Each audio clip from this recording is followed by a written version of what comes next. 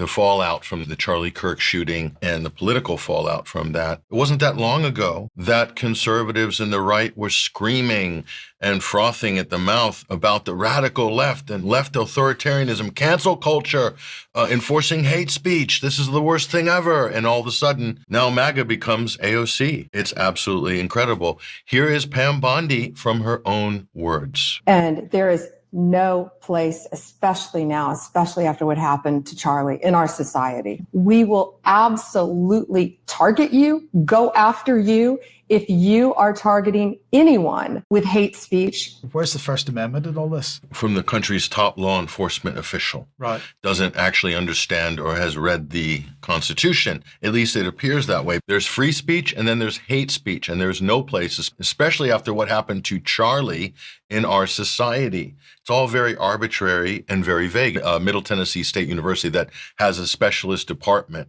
on this very issue. And this is what they say. This is, to put it bluntly, absolutely false. So-called hate speech is free speech. Listen, don't take our word for it. This is what Charlie Kirk said in 2020. Even hate speech should be completely and totally allowed in our country. The most disgusting speech should absolutely be protected. And it's not a viewpoint that is held by the left. The ACLU used to hold this viewpoint. The American Civil Liberties Union, they sued so that legitimate Nazis could march through downtown Skokie back in the 80s and 90s.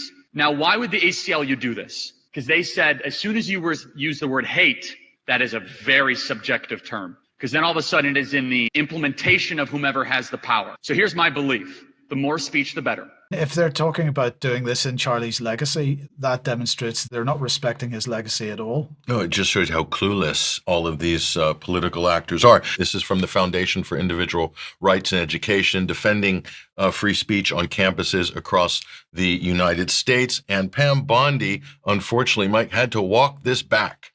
And she clarifies now that hate speech won't be prosecuted. Attorney General Pam Bondi tells Axios her office is not prosecuting or investigating anybody for alleged hate speech, only for speech that she says unlawfully incites violence. So she is picking this issue up gradually. If you look at the constitutional cases on these very issues, they're tied to incitement. So the law states very specifically there has to be a direct line to actual incitement or imminent incitement or violence as a result of the speech. If that cannot be shown at the time, then of course the government can't come in and prosecute, similar to yelling fire in a crowded theater.